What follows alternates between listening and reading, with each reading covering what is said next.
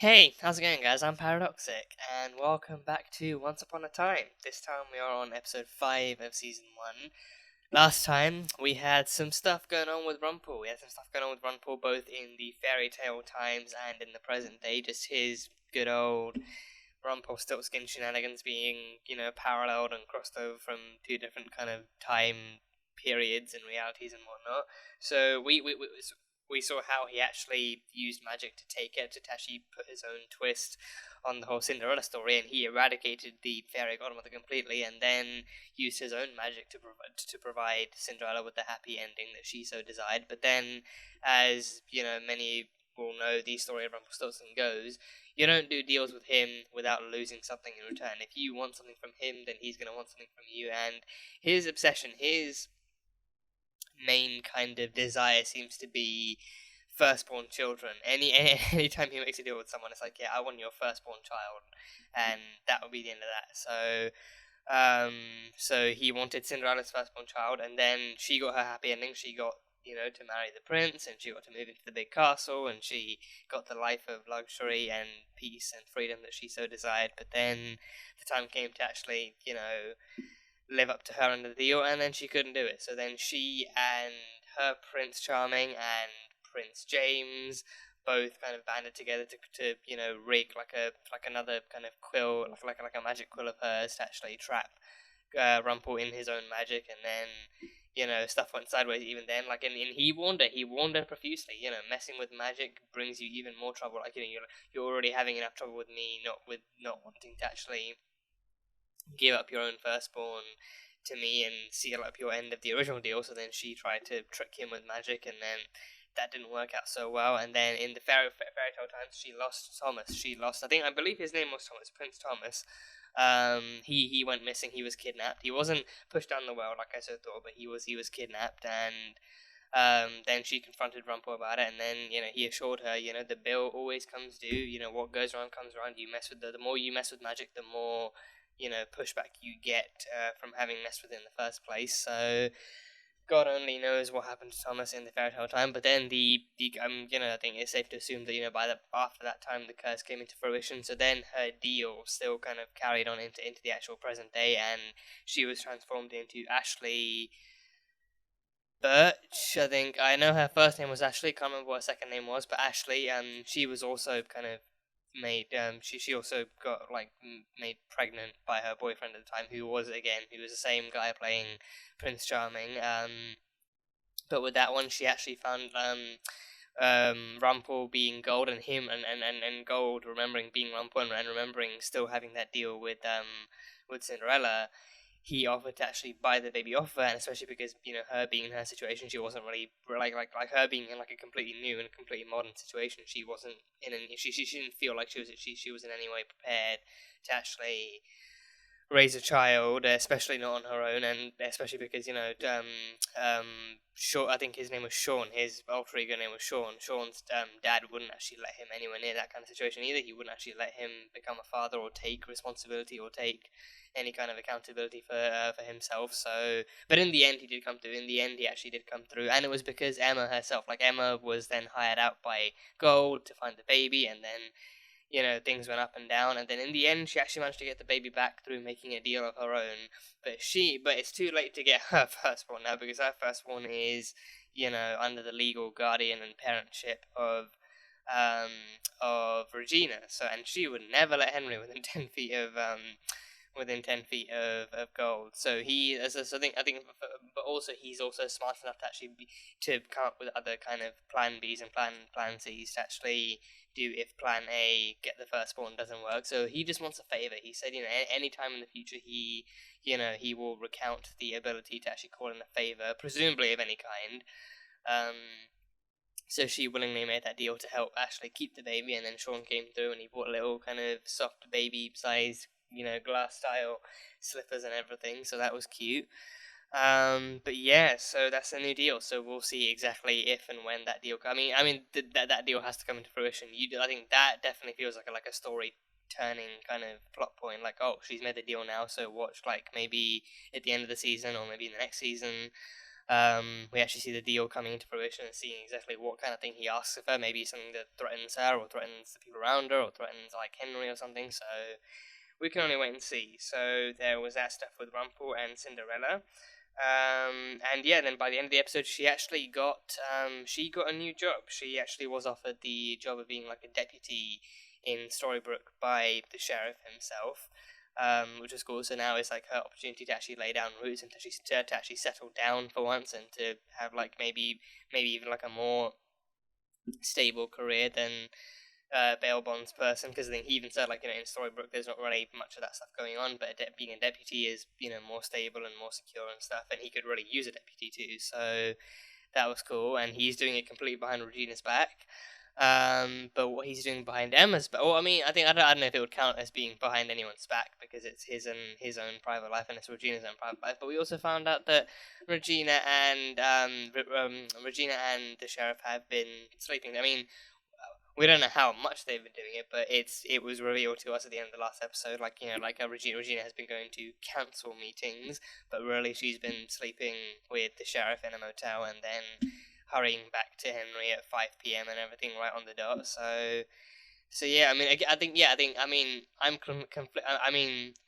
I more so want to see that as genuinely them just kind of being consenting adults, just kind of, casually sleeping together or something, maybe just kind of doing something that adults generally do, but, I think part of me also, like knowing Regina too, part of me just wonders if, like, maybe she knew, or she kind of, like, knew of the fact that, the sheriff had actually offered her the deputy job, so maybe this is her way of getting closer to the sheriff, and then monitoring Emma that way, seeing how well of a job she does, and maybe if she can, like, unrecommend her for the job or something, I don't know, but either way, even if it's not that, I think, more chances are that she really is just kind of, she's a single mother, doesn't really have anyone else to turn to, and, she's an adult, so she can do whatever the hell she so pleases with her own body, so, yeah, I guess we'll see. If it continues, or if she is, actually planning something more nefarious using sex, but I guess we'll see. But that is pretty much all I have got from the last one, so on to episode number 5.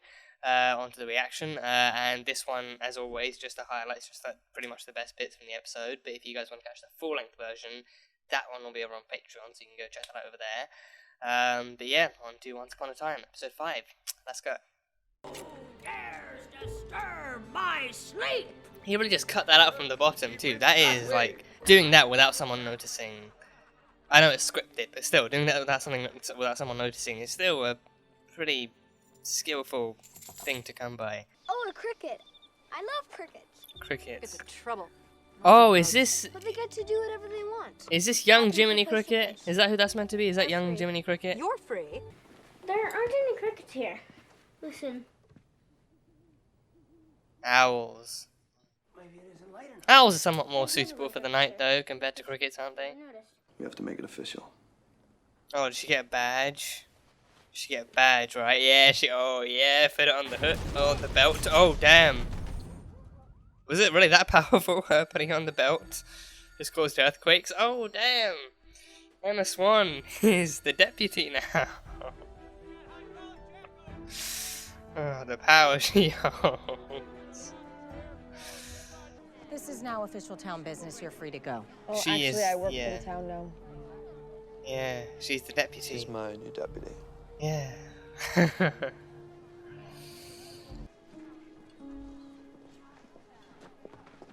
What was that? Oh, and Henry, she's pocketing something. Listen. You're weakening the curse. That's Oh, yeah. Because now she's planting roots, so then the ground literally breaks.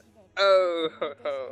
Yeah, she literally planted the deputy Henry, badge on her belt. I told you to wait in the car. Yeah, that was groundbreaking for Storybrooke. Deputy, you will lose your office, lose your house. I can cut you down to size until you're a tiny, shrunken little creature. And this will be the only roof over your damn head. There's the evil queen. There she is.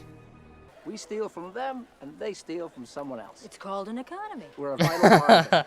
I change. I want to quit. Oh, this again. You can't leave now. God. My hip. I got lumps in strange places. I've got burning sensation. Oh, that's a good one. Hey, you better get home. You're gonna catch a cold. So will you. Here, have my umbrella. I don't live far. No.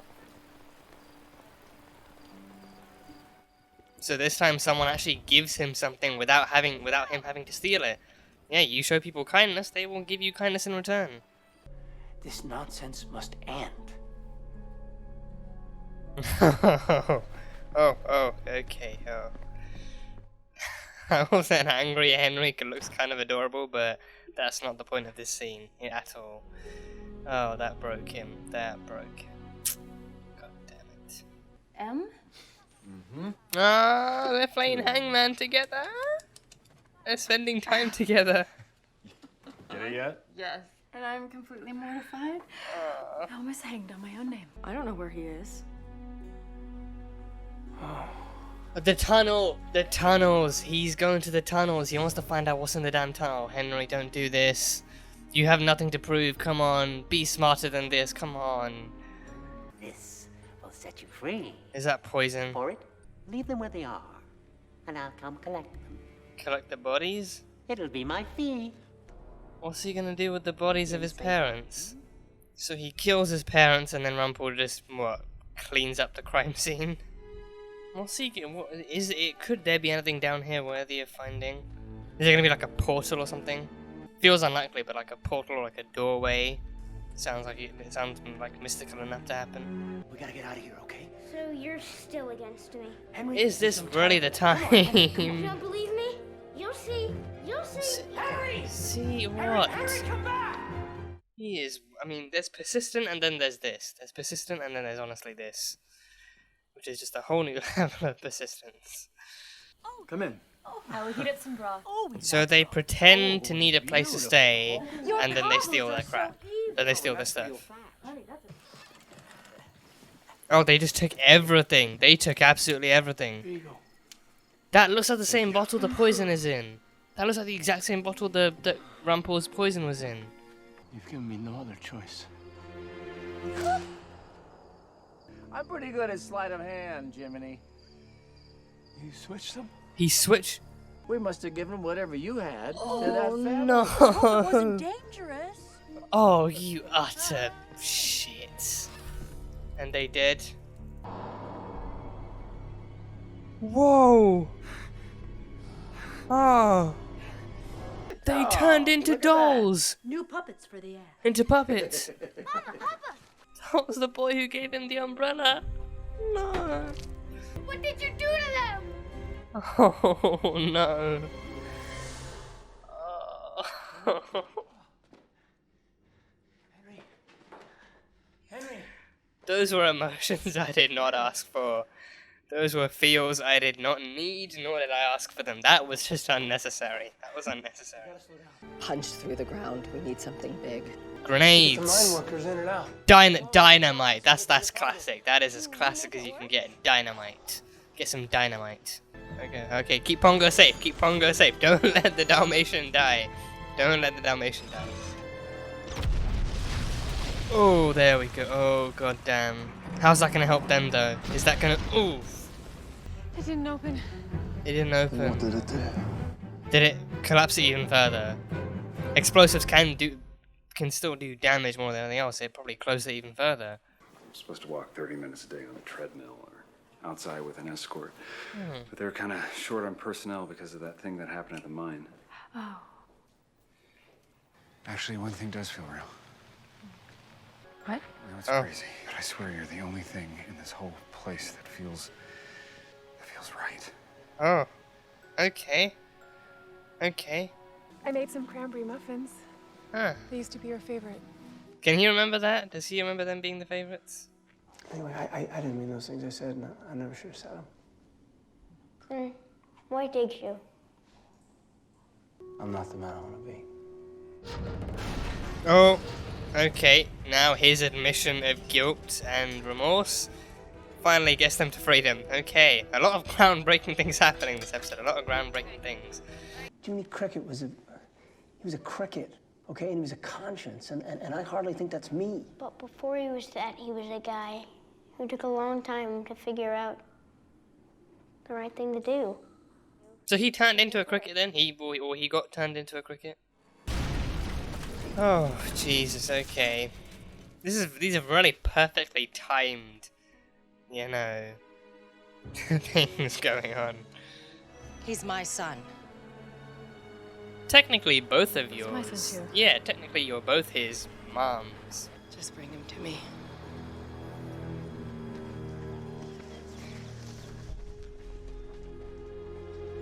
Okay. Okay, that's good stuff. Yeah, mama number one's coming in. Oh, damn. Oh, those arms. Oh, those arms. They're so strong. So strong. Oh, no. Oh. No.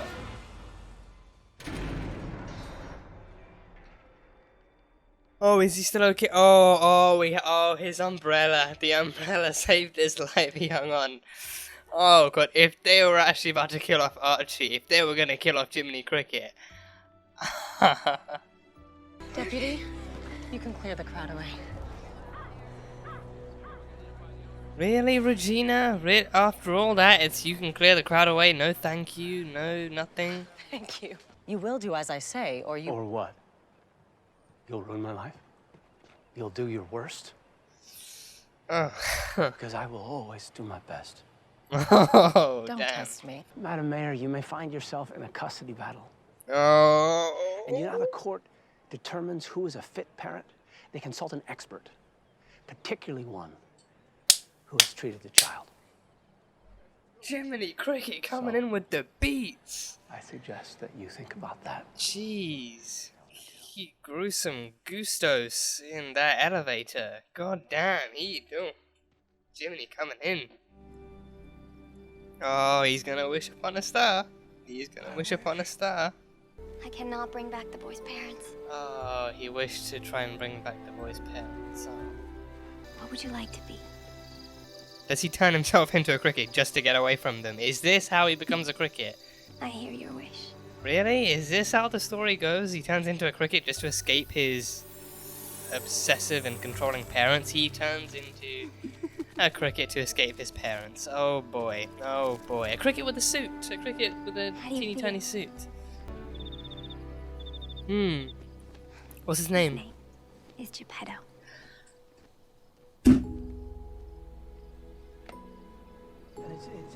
Oh my God, I love this story. I love this show. I love it. I love this. I love this. Hey, listen.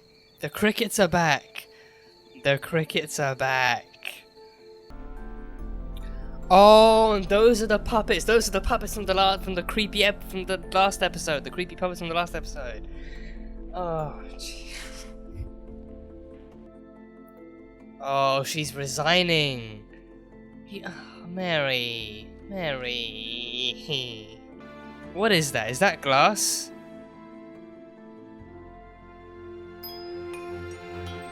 Is that glass? What is it? What is that? Is that a bridge?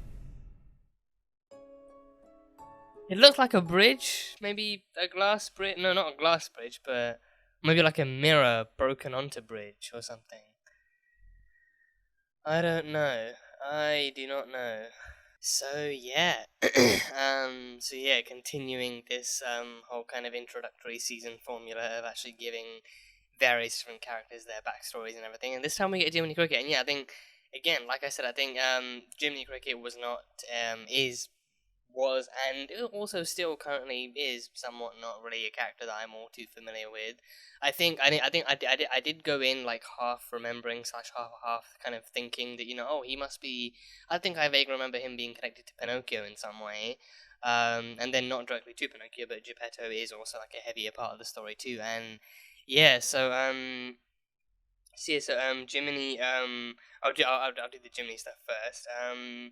But he grew up kind of like he grew up under one of the worst types of parents, one of the worst possible types of parents. His parents were just kind of pessimistic, just thieves pretty much, just believing that especially like that one line from his mother later on down the line, oh, better to steal from other people before they steal from us, and just living their lives off the assumption that one day someone's going to steal from us, and that's not going to be good, so we need to kind of do a double turn on that and do a double take on that and actually steal from them before they get the chance to harm us in any way. So yeah, but then they raised him to steal. They raised him to lie and to steal and everything. So they would run the puppet show. They would run the puppet show, and then he would actually sneak through the audience and actually start cutting open bags. And that, I mean, that kind of move. I mean, again, I know it's scripted, and I know it, like the actors themselves aren't meant to react to it or actually catch him in their peripherals, like stealing stuff out of their bags. But at the same time, it's like, especially cutting something out of a bag, like that takes a lot more movement, a lot more effort, and even the slight, like even too much pressure can, alert the person to their bag randomly moving on their hand.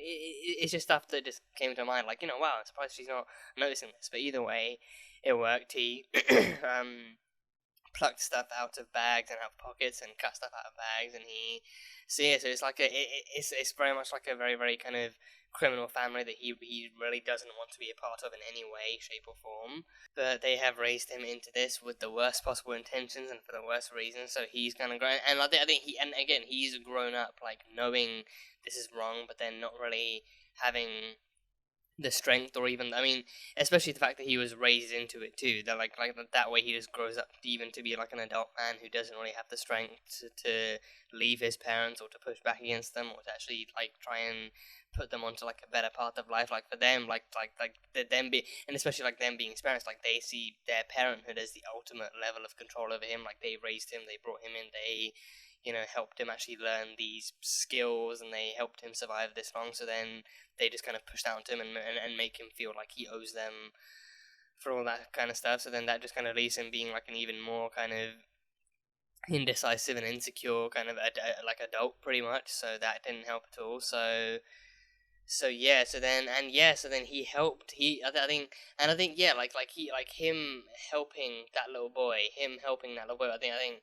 Well, the little boy helping him to begin with, the little boy helping him to begin with was actually the first sign for him that things could be better. Like I think even prior to that, he wanted a better life. He wanted things to be better, and he wanted to do better, but he didn't really know how, because his parents literally never taught him, and so his sense of like that. I think maybe because that his sense of like his moral code just wasn't that strong or anything, but then actually being helped by another person, being actually provided, not like the boy literally giving him the umbrella out of kindness and out of like a shared sense of niceness and civility and respect, pretty much. Just like that just blew him away, and that was like proof that, oh, you don't have to you don't even have to steal it from him, like you literally don't even have to steal it from him while he's asleep or while he's sleeping or anything. Like, if other people see that you're in trouble, then chances are that like they'll try and help you out. And I think obviously it's not like it, I mean, I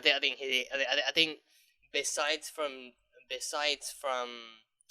because thinking about his parents, right, I can't help but think like maybe it's like they project a lot too. Maybe it's maybe it's maybe it's like a mixture of different things too. Like they project, like like they themselves have made a pretty much like a professional, like a lifestyle out of actually stealing from other people. So then maybe they then assume that because of that, other people will do the same thing. So then they actually project their things onto others. Like especially with that line too, like if we're nice, then that invites more people to try and steal from us and take advantage of us. So then we need to do the exact same thing to other people, take advantage of their niceness, and then steal from them when it's ready.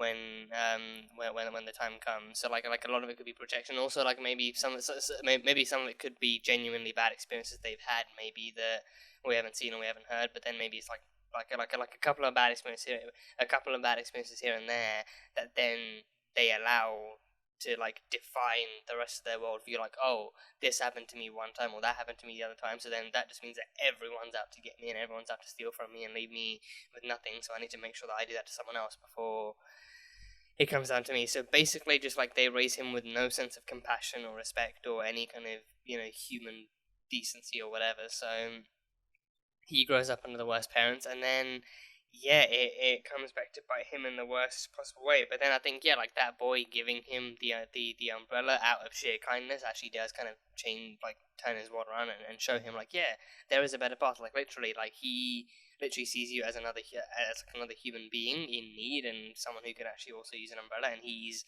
he's young, he's quick on his feet, he can probably run home in 5 minutes or something. So he really doesn't need it, and he's younger and stronger and all that kind of jazz. So then he literally just gives it to someone who actually could do better with it, and especially still because Jiminy was actually still hanging around and packing stuff up, so he was just getting soaked in the rain for no reason, and all he had was like a little kind of teeny tiny kind of like hat and everything. So yeah. But then eventually I think his skills in thievery lead him to like almost like a side job where he actually does steal stuff from other people, but then instead of actually taking it back to his parents, he takes it back to Rumpel. He actually did like I think for however short of a period it was, he did work for Rumpel for a while too. So like he would I think he would steal stuff for Rumpel, and then I think Rumpel actually had like a threading machine, so he would thread gold. He would actually be able to thread real gold, and then he'd actually give him that as payment. But then the last time he did it, Rumpel actually could sense that he wanted something more. He wanted to actively escape the life he was living. He didn't enjoy stealing. He was good at it because his parents raised him into it, but by no means did he enjoy it. By no means did he enjoy the way that kind of affected other people. So he genuinely wanted out of this life and into a better one. So Rumpel being Rumpel, and I think with this one, no deals. No deals of the usual thing. I think what they might be doing is that they're actually showcasing him as the kind to make different types of deals too. Like his primary deals are like for firstborns and whatnot. But then if that doesn't suit the matter, then then he is essentially like a fairy tale businessman. He is willing to do whatever it takes to get what he wants. He's willing to make whatever kind of deals. So with Emma, it's a favor in the future. With Jiminy, it's literally just collecting the body. Like for him, like he just said, tell you what, I'll collect the bodies, and then that'll be the end of it, pretty much. So yeah, his parents, among their many tricks, I mean, besides their tricks at, besides their skills at tricking audiences into coming in to view their puppet show only to lose more money than they actually were willing to spend in the first place. I don't know if they would actually spend, tickets to, because it's not like that. Would they spend money to watch the puppet show? Because it's like it's like literally just a carriage that people stand in front of. It's not like there's actually like a gatekeeper or like a tollkeeper or like some kind of like person actually actually writing out tickets and selling them off and actually stopping people who don't have a ticket. Like it's not like there's that kind of environment. It just seems like the puppet show happens and then people come and watch it and stuff like that. It doesn't really fit. It didn't look like anyone actually paid to be there. But it was like, oh, it's free for all. Not necessarily maybe not strictly free for all, but it definitely did not feel like people were actively being charged for it. But then because then that would raise the question. I feel like even for the audience, that would raise the question, like, how are you actually profiting or gaining from this? Like, surely you still need, you need money to buy food and live and stuff, right? Hey, no, gas, they just make their own fire. No electricity, you save money on that. There's a lot of stuff that they wouldn't have back then. That they would easily be able to save money on when not paying the bills and everything. So I don't know. Again, I think even I think there was that one line that his mother had, like, they steal from people, and then those people steal from other people, and that's just how the economy works. That's just how their economy works. Honestly, like in like that kind of fairy tale land, like there's a lot that wouldn't exist simply because of what they don't have. So then it's like, it kind of, at least it kind of makes me wonder, like, how exactly would that kind of like society and economy actually work? Like, because you like people would, you'd probably still have like the basic stuff, like you'd have tailors making clothes, you'd have blacksmiths making weapons, and then they'd probably get like maybe funded by the kingdom or something. But then even in the last episode, Cinderella made up that dilemma of like not having like fertilized land, so then the crops didn't come in, so then they couldn't sell them off and they couldn't make money that way, and they were starving. So she made up that dilemma, but then surely that is also something that can actually still happen. So yeah, that line from her just made me laugh, but still does actually get me thinking, like, how how they would operate financially and stuff in a world like that. And I think, like capitalism could still be a thing. I mean, if you got kingdom, I feel like if you if you have kingdoms, then you most likely definitely still have capitalism, because then people are still fighting to produce the best kind of stuff, and then the best kind of stuff makes more money, and then you do like that kind of thing. So I guess that could still work. But then like with this, it's like like if you're outside the kingdom, then you're probably doing even like more like freelancing and stuff. And I think that especially like running a puppet show could like definitely has to count as freelance. And then do they pay tax on that kind of stuff like that? I don't know. It's like that one line, but also like thinking more about just the way that kind of job would work actually got me thinking like how would they buy and or pay for stuff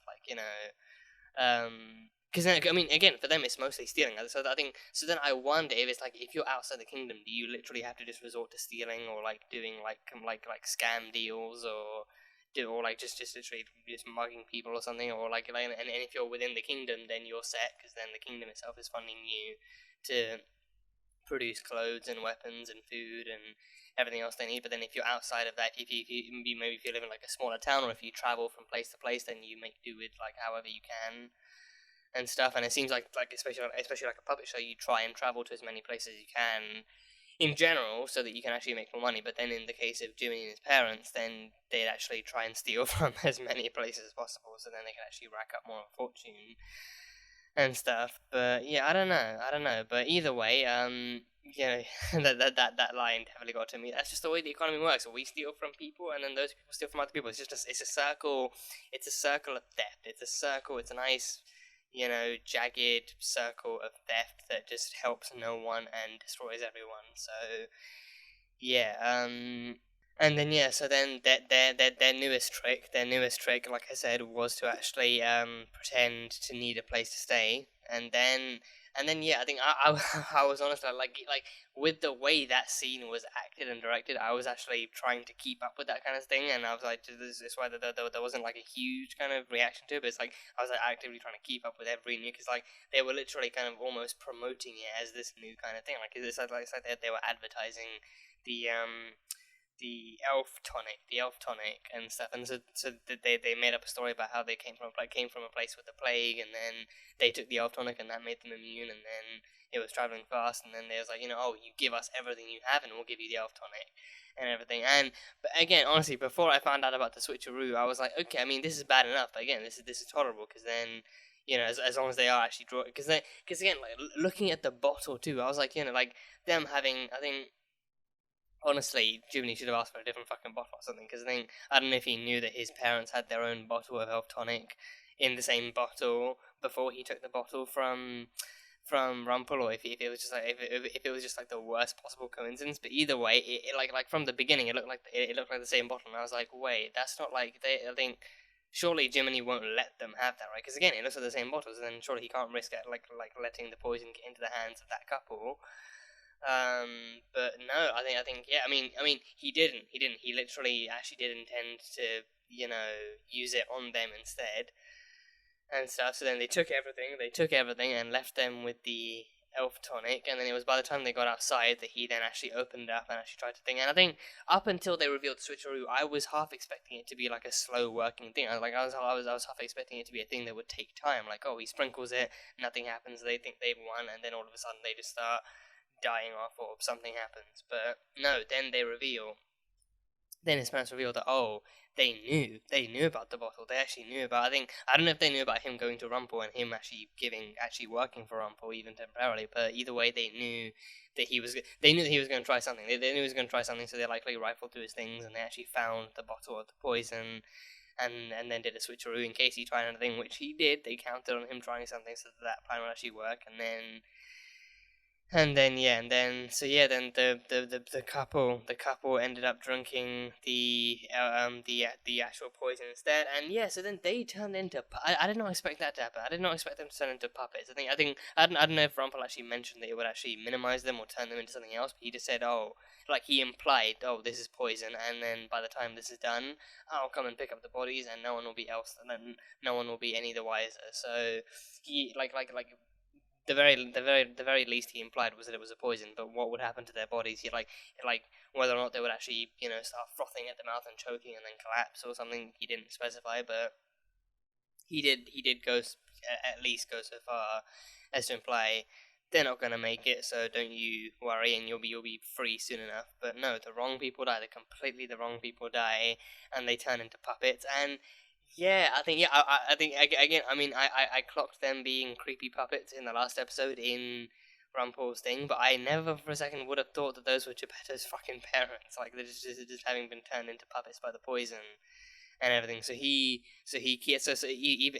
in the modern day, he keeps those as a reminder I mean, and probably not a reminder, but I think he just keeps that as like an actual product of his own business. He keeps that as a product of his own business deal with Jiminy. I mean, the parents are just the fucking worst. The parents are the worst. Like they not only taught him to steal, but they also kind of, I think. So then that makes you wonder, like if they expected him to try something, does that then mean that they also kind of knew how he? I mean, they knew how he felt, that he wanted out, like that he actually wasn't too strong. But then did they also know that he actively opposed this life, or that he would actually resent them so far as to actually try and get rid of them himself? Like. Did they know he felt that strongly? But then, I mean, I guess the answer is, even if so, then they knew how to counterattack that kind of plan. Like their plan was never to talk him down. Their plan was never to, because I mean, even the way they raised him, it's like, oh, you have to be strong by taking down other people. You have to be strong by taking from other people. That was the whole way they raised him. So there was little to no chance of them actually changing up their mindset and being like, you don't have to do this. We'll change. We'll be better. We'll do better. No one has to die, or no one has to get hurt. It's just like, no. Instead, let's just kill off the other couple. Let's just kill the other couple. It's how near enough, psychopathic they are. They just, just absolute, just the worst of people. Absolute, just one of the worst types of people. So yeah, and then the even worse twist comes in when first twist, the couple is actually a family. It's actually a family. Like they have a son. They have a son who went out to fetch water or something. So he comes back to this shit, which is traumatic enough. Plot twist number 2, straight afterwards. Oh yeah, you might recognize this boy. He's the same boy from earlier who was kind enough to give Jiminy his fucking umbrella to help protect him from the potential cold or wetness that he would get from the rain. Like, it's the same umbrella boy, and stuff. And then he actively blames Jiminy too. He sees Jiminy, crowding away in fear and remorse and anguish and everything, and then he just kind of assumes that Jiminy is unresponsible, and he starts verbally attacking him. And then that was hard to watch. So yeah, Jiminy, yeah. So yeah, we did have the wishing upon a star, and I won't lie, being an avid Disney fan, like the whole song, like When You Wish Upon a Star, did click into my mind. And yeah, and I think what I love even more, especially about like more modern kind of Disney movies too, like I mean, I don't know if they included everyone. I don't know if they have that intro for every Disney movie that comes out. But especially the kids one, like the kind of newer Toy Stories, maybe The Lion King, maybe I haven't seen all of the. Actually, I haven't seen all of the more recent live action Disney ones, like Lion King. Haven't seen that. Aladdin. Haven't seen that. Mulan. Haven't seen that. Heard it's not too great. Then I've seen the Jungle Book. I saw the Jungle Book one. I can't remember if the intro was in that, but I haven't seen that. And then Cruella just came out too. I've heard really weird things about Cruella. I've heard that I've heard that I think it's like a prequel. It's like an origin story for Cruella, and apparently, I don't know whether to believe this or not, but apparently, the movie's out, so people have seen it, so I think it may well be true. But apparently, the way she is is because apparently her mother was beaten to death by a Dalmatian. It's like that's not even. I don't know. I mean, I don't even know. I don't know what to think of that. It's like, part of me wants to watch the movie on Disney Plus. I think I don't know if it's still on Premier Access and you have to pay for it. But I think part of me wants to watch the movie just to see is that true. Because not because actually actually, I mean, it doesn't look like something I'm interested in too much, but it's like, I almost want to check it out just to see if that's actually true. If her mother was killed, or like someone said beaten to death, someone said, oh wow, Cruella's mother was literally beaten to death by Dalmatians, and that's like part of the reason she got the grudge. I honestly don't know if that's true, but part of me wants to see the movie just to see if it is true, or just even in general, if her mother was actually genuinely killed by Dalmatians. I genuinely want to see if that much is true. I don't care what the method is, but I want to see if her mother was actually killed by Dalmatians, and then because I didn't even know if they would show that on screen, or if it would be like an off-screen thing.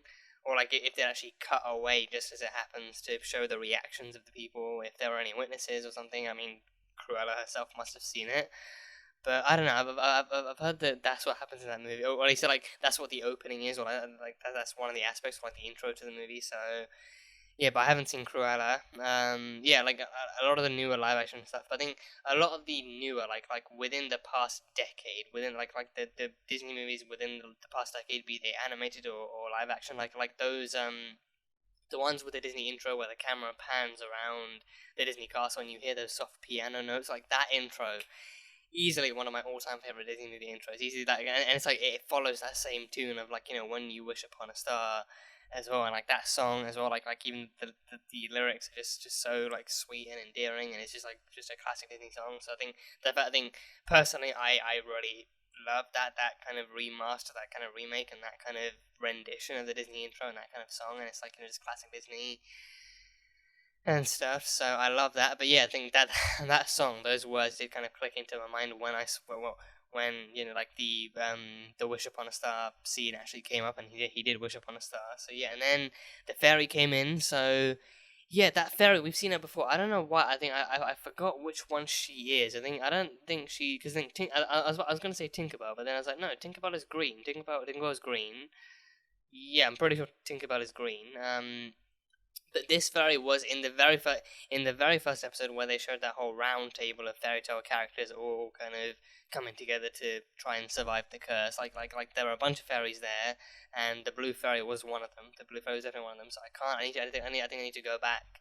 I think someone actually did mention it in the comments. I think I need to go back into one of the previous reactions and actually see who she was. But she seems like a pretty powerful fairy if she's kind of being somewhat more prominent in the series now. So she came along and told him that his first wish, again, trying to do something good, trying to do something right, and trying to right a wrong, essentially. His first wish didn't really come true. He wanted to try and bring the boy's parents back, but the kind of magic that Rumpel used on them was probably just like irreversible or undoable. No, irreversible. It's irreversible.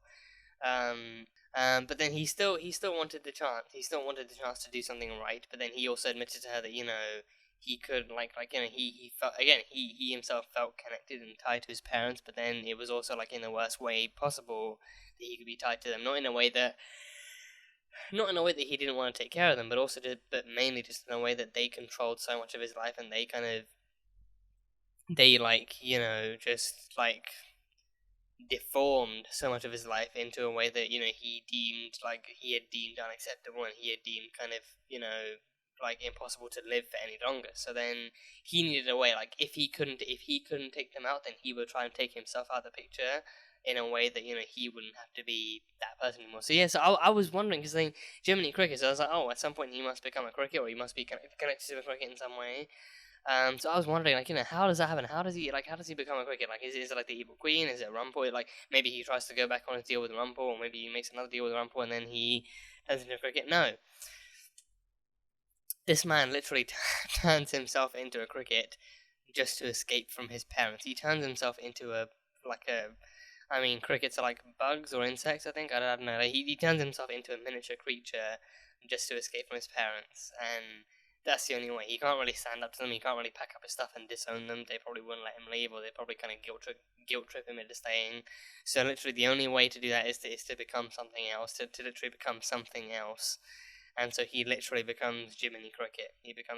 So I think assuming that's the way it goes in the original story, that is just a hell of a twist. It's a hell of a way to go. It's a hell of a kind of turn to take in life. So he takes upon a new path. So now, as this newly kind of self-discovered Cricket, he is then sworn to actually help the boy. He's then sworn to right his wrong by helping the boy. Not gonna lie, I didn't want to say anything because I don't want to jinx it. But I was like, wait, could he be Pinocchio? But then no. But then I was like, no. Pinocchio starts off as an actual wooden figure, and then he becomes a real boy. He never actually started off as a real boy to begin with. Like Pinocchio was literally Geppetto's creation because he didn't have a son, and then some more classic Disney magic happened, and then he actually got turned into a real boy. So. But then, point being, no, that couldn't have been Pinocchio, because then that didn't happen. But no, it's Geppetto. So I mean, yeah, I won't lie, I can't really let go of the darkness that he accidentally killed Geppetto's parents. I don't know why, I just can't let go of that darkness that he was the one responsible for. He was at least partially responsible for having killed for the death of Geppetto's parents. But then he tries to right that wrong by then actually following the kid around and trying to help him. So he actually helps him grow up again. So then, I don't know how that works out. If Geppetto literally just wanders the wild with a cricket on his shoulder, or the cricket I think is in like a cage, right? Like he actually does get a cage for the cricket or something. So. At least that's in Mulan. That's in the animated Mulan movie. The cricket is in partially in the cage, and then it escapes and goes with Mulan and Mushu and everything. But then I think even this one, the cricket might still have a cage, but then it can occasionally hop out and jump onto shoulders and do stuff like that. So then his oath from then on is to actually help the boys, help Geppetto, help him grow up, and then he grows up to be a master puppeteer or like a woodworker of some kind, and then he himself actually creates Pinocchio, and then Pinocchio happens. So. Very interesting backstories for both Geppetto and for Jiminy as well. So Jiminy and Geppetto were best friends growing up too, and like he helped him grow up, and they were best friends in the fairy tale world, and then that friendship got carried over into the real world with Marco and Archie. So that's sweet. That's really, really sweet. And then we had Archie in the present day actually being forced by Regina to change up his treatment methods and everything, and actually being forced to drop that kind of bombshell on Henry to try and tell him, oh, it's all delusional, it's not real. We all saw how it happened in the second episode where Emma accidentally called him crazy behind his back to his mother, but then within earshot of Henry, and then that had Henry running straight back to Archie's office and doing all that kind of stuff. So this time Archie himself has to go against his own code of ethics, his own kind of morals, his own his own qualified knowledge, and he has to try and actually not even break into him slowly. He has to, I think the way that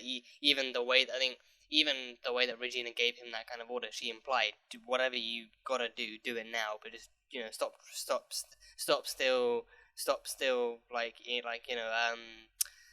what's the word, pandering maybe, or engage, or indulging, so stop indulging all these fantasies and all these delusions and everything, and actually tell him it's not real and make it so, or else the evil queen came out, she being I'll reduce you to the little creature that you are, I'll destroy your life, I'll ruin your career, I'll do everything it takes to take you down if you don't do as I say and everything. So that really kind of brought him down a few notches and actually made him terrified and everything. I was wondering throughout the episode, exactly what the translation from his fairy tale persona to his real world persona would be, and how he still manages to connect back into his actual fairy tale persona. Because I think so far, we've had the evil queen turning into a mayor. We've had I don't know who the sheriff. I'm kind of trusting. That the sheriff was maybe the woodcutter who saved Red Riding Hood. Maybe he was him, because I can't really imagine him being too much else. Maybe I think, I don't know. The sheriff. I won't lie. It would be super ironic. It would be super ironic if in the fairy tale world he ended up being Robin Hood, but then he turns into the sheriff, because I think his arch enemy is the Sheriff of Nottingham. So then it would be super ironic if he actually ended up being Robin Hood in the fairy tale world, but then he actually turns into what he spends so much of his life. I mean, he doesn't hate sheriffs, but he hates who the Sheriff of Nottingham is. He hates who that guy is, like what he does, what he lives off of, what he thrives off of, what he actually does to people and stuff like that. Guy is pretty much like the master of the economy, because he actively, like leeches off of and actually capitalizes off of people. So then he hates who the sheriff is, but not sheriffs in particular. So then, but I think still, like here, like his arch nemesis being the Sheriff of Nottingham, I feel like it would be super ironic if he actually was Robin Hood in the fairy tale world, and then he actually, and then the evil queen made him into a sheriff in the new world. So that would be fun. But then I think we got but then I mean we still had Red Riding Hood. I think she became like a waitress. I think that doesn't really feel like too much of a connection. And I think maybe some places we have some kind of a connection, but then in other places we just have like general kind of transitions from fairy tale life to real life, and then like some places like there are subtle connections, but then in other places not so much. But then with Archie, I feel like maybe there could be. I feel like with Archie there could be, because I think again like him being a therapist, like he strives to help people with their problems. He strives to help people because like to find out who they are and maybe become better people. I mean, so far we've only seen him treating Henry. Like we literally have not seen him having a single other patient. Like even when Marco came in for their lunch date together, he did say, "Oh, I've got another patient," and then Henry is literally the only one to come in. We only ever see him treating Henry. Like surely there must be other people there who could actually use someone to talk to, right? Like surely there could be other people there who could like use like a consultant, or could use like someone to help them understand their issues or something. Like surely Henry isn't the. I mean, Henry is the one with the more prominent issue, but then. I feel like it would be nice to see, for once, to actually see Henry waiting outside for once, and then so like another patient walks out and thanks Archie and says, "Oh, I'll see you next week," and then Henry goes in as his actual next patient. Like seeing him only treating Henry feels a little bit unrealistic. But then I wonder maybe if he is also. I wonder if he is also somewhat more private. So then Regina is literally like, I mean, she did say you are my employee. I pay you. Like you're under my employment. So then I can easily fight you. So then I wonder if he is like somewhat more like a private. I mean therapists are pretty private, right? I think they. I don't know. I think in terms of like actual like medical finance, I'm not sure how they work. I mean, because you do still pay therapists for their sessions. So then. Yeah, I don't know, because I think counseling is the one that's free. Counseling is the one that can actually be free, but then therapy you actually do have to actually I think even the patients. I mean, unless it maybe comes under some kind of insurance, then maybe you still have to actually pay for them because they are like more private.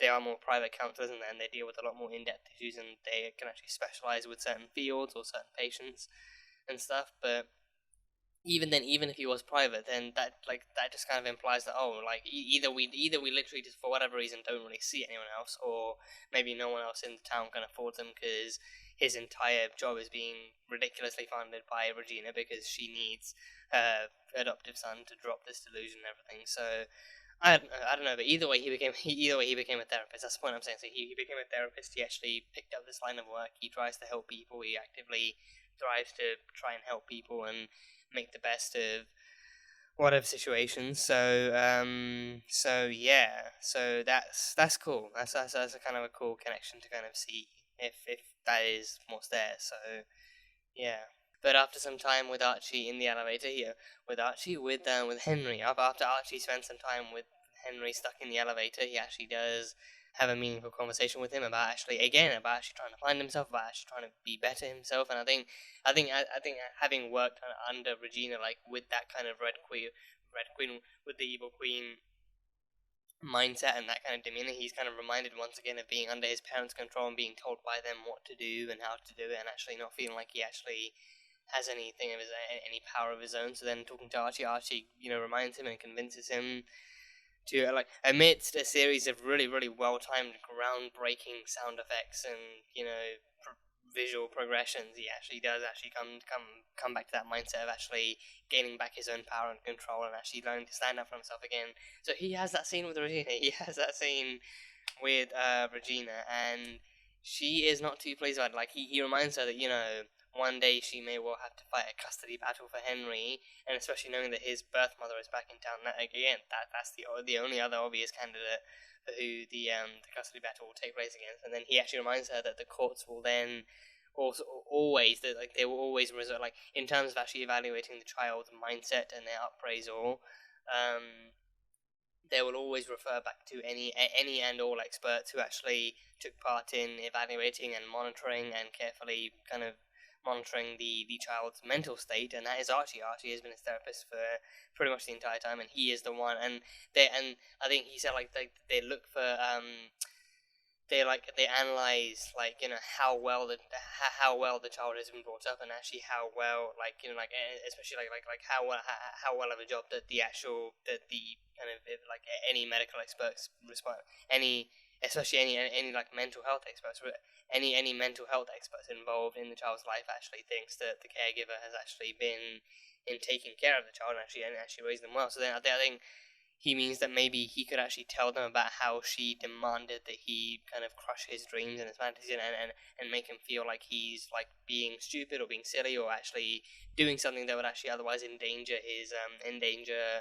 or otherwise decrease his mental health. And then or maybe like him saying like he has the kind of power to actually ruin her life too. Like he has the kind of power that would actually allow social services and child services to actually take Henry away from her if he can actually deem her well enough to be unfit for as an actual parent. So, you know, like that whole scene just kind of shows how, like, you know, Archie is rediscovering himself and rediscovering his strength, and he's once again like not letting other people control him, not letting his fear of being controlled get the best of him. He's actually using his own strengths and using his own passion for goodness and stuff to actually propel him forward again. So I think I love those connections, like from the past to the future. As always, like this show so far has done a great job connecting those two stories and actually connecting those two different kind of time periods and everything, and actually like allowing the characters to develop in the same way. So that's been really, really fun to watch. And then there's also like him, Archie, constantly asking Henry like what he actually like why he needs this whole kind of fairy tale fantasy thing to be real. And for a while he can't really answer, but then I think the one answer he does feel comfortable giving is that he wants more than just this. He wants there to be more than just reality. And I think it's like I think his answer to like he wants there to be more than this. He wants there to be more than just this reality too. I think that's a pretty kind of relatable thing too, and especially like at his age too. Like he's like he's 11 now. He's 10, 11. So like he's still pretty young. He's still young enough to actually want to kind of hang on to that kind of thing. But it's like, you know, I mean, maybe sure most kids his age would somewhat be getting ready to actually let go of the fairy tale stuff and actually move on to something else that's like, I mean, at that age you'd still be into something. You'd still be maybe into like Transformers or Pokemon or superheroes or something. Like you'd still be into like you like as you progress the ages, you'd be moving on from pop culture kind of section to section. You'd be going from like cartoons to like maybe fairy tales to cartoons to, you know, Transformers, or, you know, like moving on from something actually going from something to something. So maybe even his classmates could actually be into different stuff like Transformers, or, you know, be into Marvel or DC or whatever, if they have that in this universe. I don't fucking know. But then his answer actually does feel like a pretty believable answer for a child, like a kid who wants there to be more, and especially a kid who discovers all these kinds of stories wants like these to be real because they're so fantastical, and like so much happens, and all these characters are amazing, and like the way the story progresses is amazing. So I think the way that they're able to bring that into this too, like actually showing that yeah, there is more to reality, because I think there was a world before this where all these things actually happened and all these characters actually existed, and their lives took a turn for the worst after the curse was enacted. So he is right, and I think you know, like him already believing so heavily in that mindset, I think is also like another key to it being real, because I think the fact that he believed so much in it is what brought the cure back. Like, him believing so much in it was what actually led him to actually leaving the town in the first place to bring Emma, the cure, back into the town and actually moving the clock and actually getting the ball rolling again and actually slowly, day by day, undoing the curse in some way. So, you know, him believing is also like another integral part to actually undoing this curse and actually kind of, you know, bringing people back and actually getting things rolling again. So he is. So I think the time may come. The time may come in the future. In the future, where he actually does get to, where he does get to acknowledge just how equally big of a part he played in this kind of story. So hopefully one day he actually gets that kind of conclusion too. But that conversation seems pretty healthy and useful to have. So that was fun. That was fun. And I think easily one of my favorite aspects of the episode was literally how groundbreaking Emma putting on the deputy badge was, and even Henry being Henry, him paying attention to those small details, because he knew that Emma coming back was what made the clock start moving, but then her staying in Storybrooke was what got other things rolling as well, like, and like, you know, probably her, you know, getting the ball rolling and actually moving the story forward and actually bringing everyone's memories back and everything too. So, you know, I mean, yeah, again, a badge on the belt for her, just, again, it's an extremely good look. I mean, her uniform would look alright. I mean, she personally didn't really kind of feel the authority look or the suit. I mean, her in a tie, I saw a video recently of, I saw a video, a video on YouTube recently of, like when the stars of the show go to, like, the Paley Media Center or whatever it is, like it was a video on, how Robert Carlyle actually worked on creating the the mannerisms and the speech, and like how he worked on creating the character for Rumpel and for Mr. Gold. And in that video, you know, Jennifer Morrison, who plays Emma Swan, she was in she was in like the classic suit and tie look. She was wearing like the black blazer, the clean white shirt, the tie. Like, she was.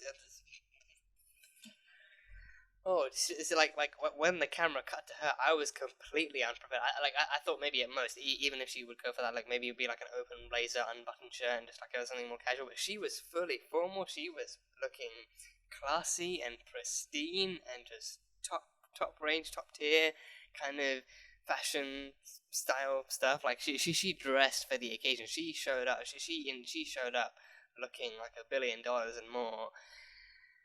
And oh boy, it caught me by surprise. It really took me off guard. It caught me by surprise seeing her looking so fresh, looking so great in that suit. So Emma herself didn't really fancy the thing. I mean, hey, even in the show, she looks just as great in red leather. Even the show, she actually looks just as great in red leather and blue jeans and everything else. But yeah, the badge on the belt, just a chef's kiss look. Just the badge on the belt, because then especially, like, I mean the jacket is small enough that you can still see it, but then even then she can still just kind of, you know, have her hand on her hips and have the belt just shining off her badge. Like, yeah, you see that badge? That means I'm the deputy. That means I own half of this town, at least under the sheriff. But yeah, she is the deputy around these parts. So yeah, be careful what you're gonna get caught doing or not doing in the parts of Storybrooke. So yeah, but yeah, her literally putting on that badge alone in such a smooth and, you know, such a smooth and calm manner was enough for the ground to be like, yeah, I can't take this. The tunnels literally could not take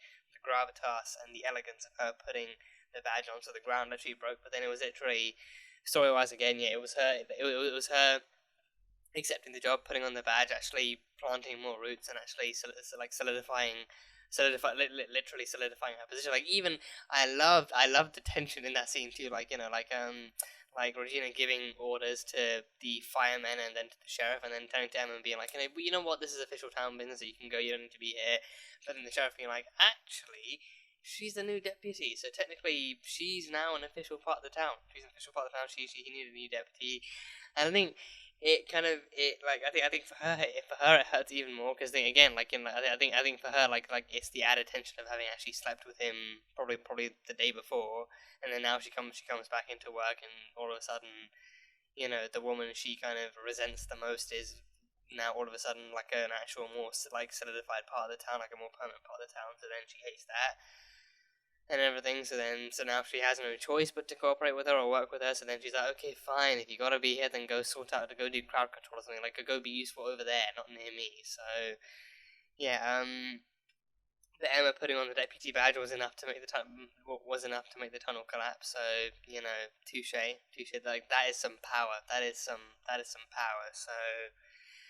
But then I did like that they at least tried to be civil. Like, I mean, they didn't have that, like, argument thing going on with Emma going too close and causing more rumbles, and then Regina blaming her for getting Henry even more trapped, and then they had, like, a brief argument, but then afterwards, Emma did kind of come to more, like, or at least, like, less hostile senses, and actually did come to the conclusion that, okay, you know what? We're not going to get anywhere with this arguing. This arguing is not going to help us, and it's definitely not going to help. And it's definitely not going to help Henry. And Henry is the one who needs help right now. So we need to actually put differences aside, put any hostilities aside, and actually act like two grown, responsible adults right now, and actually try and get the job done. And then Regine turns around and you still see the tears in her eyes and everything. And then afterwards, they do come together. They do genuinely actually, start cooperating and being a little more civil and everything. So that is super duper fun to see, like, them actually acting like adults and actually trying to cooperate for the sake of the child. For the sake of the child, they're actually trying to, get along and actually use their heads and hands together and everything. So that was fun. And I think also, like in those scenes too, we actually did kind of see a different side to Regina too. Like I think because so far Regina has, like, even for the viewers, I feel like Regina has been passed off as the evil queen because that's what Henry sees her as so much. But then when Henry's not there, and also when Henry's in danger, she does then quickly turn into even more of, like, a worried and anxious mother. And then we see that maybe there is actually still like an actual decent and, like, like a worker, like maybe a likable person, but then maybe there is also like a woman in there who's not just angry and hostile and like and like antagonistic all the time. But maybe deep down inside there is an actual mother who cares for her child and wants to see him returning home safe and sound. Like maybe like deep down, she doesn't. I mean, she does. Obviously, she doesn't like that Henry is caught up in all this stuff. But deep down, like, she, like, more than anything, she does kind of accept Henry as her child, and she wants him to be safe and sound, and for him to be well. So, the idea of him being trapped in a collapsed tunnel isn't really something that's relieving to her. So naturally, she does get stressed out. But then, like, like within that stress, you see, oh, she's just another mother who's like, she's just his other mother who's actually, who's actually worried sick about him and actually wants him to return safe and is willing to do anything. So I think this episode honestly gave us that. This episode with Regina and with Emma working together, this episode gave us the two moms who are literally fighting to save their child. I mean, at least partially. I think I liked that much. That at least partially. That at least partially they gave us that whole kind of dynamic of, like, the two moms being worried for their child and actually wanting him to return safe and actually working together, and with the sheriff and the fire department and actually working with everyone to find Archie and to find Henry and to actually bring him back. But then right at the very end it was ruined. Right at the very end she ruined it with being like, okay, fine, now you go help other people and now let me take care of my son and everything. And it's like, all of a sudden it's like, okay, now she's just a deputy, she's no longer the mother, she's just a deputy and she's got a job to do, and I'm gonna go take care of my son. And you can even see the pain on Emma's face, and even when she goes so far, I mean, granted, Archie did find him and keep him safe, and he did actually get him into the elevator that kept him safe all that time too. But she never once thanks Emma. She, like, even after she actually went down with the hook and actually saved Henry, and luckily even Archie too. She never once actually thanks her or even pays any attention. It was like, almost as soon as she actually comes out of that thing, it's like, okay, now you go do your job, now let me go take care of my son. Like, now I'm his mother. You have no familial connection to him, and it's just all of a sudden just rushing him off the scene and everything. So that kind of ruined it. That pretty much just ruined the entire thing. Well, I mean, the ending ruined it, but I think for me, I mean, the optimist in me still wants to hang on to that whole kind of, two moms trying to take care of their child dynamic that they had going on earlier in the episode, and actually, still fighting to see, you know what, maybe this episode is the first of many steps that Regina can take to actually show that she's not just the evil queen. Maybe there actually is a genuinely concerned mother in there, but then the more you bring that mother out, the more you bring that character out, the more you can maybe actually see that, she, like, maybe if she's not treated with hostility, maybe if she's actually treated with kindness, then maybe she can actually, like, be seen as more of a good person again. But I don't know. Either way, I mean, if we get more kind of mother and mother dynamics between Regina and Emma, of like them actively trying to look after Henry or trying to keep him out of trouble, but then maybe if that's what brings them closer to, maybe if them two acknowledging each other as his respective and cooperative kind of mothers, then maybe that's what brings them even closer, and maybe that's what actually helps solidify Henry's future, and maybe that actually kind of gets them kind of being more cooperative and being more kind of like more peaceful towards each other too. So maybe that's what it'll take. Maybe that's what it takes, but I guess we have to wait and find out. But either way, it was still a super enjoyable aspect of the episode, and it was still fun to see how that kind of developed. So looking forward to seeing how it changes in the future. So yeah. And then yeah, we had some lovely romantic stuff with David and Mary. They were playing Hangman together. They were playing some Hangman. That really took me by surprise, them actually spending time, and I think her volunteering and trying to spend time with him. And yeah, they got along. They got along really well, and they actually connected and actually spent some time. And I think it's always. I think it's. Again, it's like I think it's very much intentional. It's very much intentional because what they are striving for is the reunion between Mary and David. So I think it's intentional that whenever Catherine shows up, the scene pretty much ends soon afterwards, because I think the focus isn't meant to be David and Catherine. It's meant to be David and Mary. And even the way they actually execute those scenes too is like, oh, Mary and David are actually having a nice time connecting and talking, and then they're having a sweet moment, and then all of a sudden Catherine comes in and she's reminded of the fact that he is a married man again, and she can't really express her feelings to him in the way she wants and everything. And even that scene with Emma too, like I think her saying her saying trust me, don't get involved with a married man, it never ends well. And like she said after that, trust me. And I was wondering, like, has that happened with her before? Like, has she actually? Because I don't think intentionally. Because I don't think intentionally. Because then even in the first episode, she pretended to get with him, even though he was married. Because then he was a bail bonds thing, and she was actually actively trying to get him back. But then I don't know if that's the one she was referring to, or if she actually did have like another kind of like a misguided romance with another guy who was married, or if something else happened. But either way, she recommended against any kind of future more affectionate interactions, so that was her advice. But then yeah, I think as time goes on, she is actively trying to fight back against actually sharing her affections or her feelings with David. And then her last scene is literally her actually almost getting ready to go home, but then she actually does change her mind and goes on one final walk. So I think David, he said he was actually 1 week away from being properly dispatched, but then even within that week he was still scheduled for like a bunch of physical therapy things. So that was cool, and then that included an actual walk around the hospital, or at least like an escorted walk outside the hospital, so going up to the lake and everything, so that was fun. And then that's when he reveals his truth. That's when he reveals his truth, that none of this feels real. Like his marriage to Catherine, his history that she keeps bringing, like like the pictures of the dog and the cranberry muffins and everything, like none of that stuff feels real. But to him, the only thing that does feel real is in fact Mary. Mary is the only thing that actually feels real, the only connection that he feels is plausible, or at least legitimate, so then he feels like he has to pursue that connection and actually see where that takes him and stuff. So then I feel like that, I think for her, and then as soon as he says that, she's then actually reminded of Catherine's existence once again when she comes back in and brings in the cranberry muffins and everything.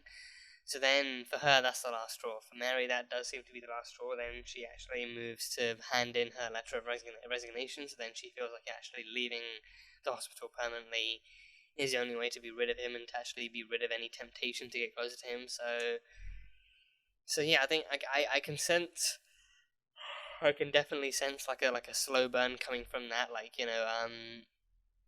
like her maybe trying to push it, like her pushing herself to actually try and distance herself from him so that she won't be tempted to actually enact any feelings. But then as time goes on, he himself actually can't really fight any longer. So then seeing that he can't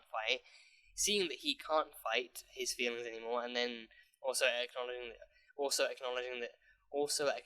that she doesn't want to fight anymore might actually be the thing that brings them together, and actually brings them to actually like understand and acknowledge their feelings in the end. So then that might be what the key is to getting them back together. So if that is what happens, then it'll be interesting to see how it takes place. But either way, it's some crazy stuff. So yeah, I think slow burn is probably what's in the books for them. But yeah, that is pretty much all I've got from this one. So it was a fun one. It was a very, very fun one. Good, interesting backstory for Archie and for Jiminy Cricket. And I actually learned what his actual backstory was in this, or at least like some rendition of it, even if it isn't 100% canon or whatever. There's just some like maybe even like a partially accurate rendition of what his story is. So that was fun. And seeing how it still connects into his future, and how it actually helps, to regain his kind of strength in the future to actually stand up to people and actually take control of his own work and his own life and everything. So that was cool. Seeing the stuff between Emma and Regina, even if it was only partially positive, it was still cool. It's still cool to see how it could be continued and further developed into the future, and actually seeing if something does like work between them, and if something does happen between them, then that would be cool to see. So there was that, and there was and Emma hopefully fitting into her deputy position even more kind of fruitfully and solidly in the future. That would be cool to see too. And of course David and Mary, seeing if they can actually make things work in the future. Well, hopefully without hurting anyone, hopefully without actually hurting Catherine. But either way, hopefully they all get a happy ending that they can all respect and desire equally. So yeah, hopefully things work out. Is basically what I'm saying. So yeah, but a great episode. So hopefully you guys enjoyed it too. But yeah, that is all I have for this one. So that was Once Upon a Time, Season 1, Episode 5. So thank you guys, as always, so much for being here and for watching this video. If you guys enjoyed it, then salt and burn the like button. Comment on what you thought of the episode and what you think is coming up next time on Once Upon a Time. Once again, the full-length reaction will be available on Patreon, so you can go check that over there. And yeah, that is it. So, I will see you guys next time.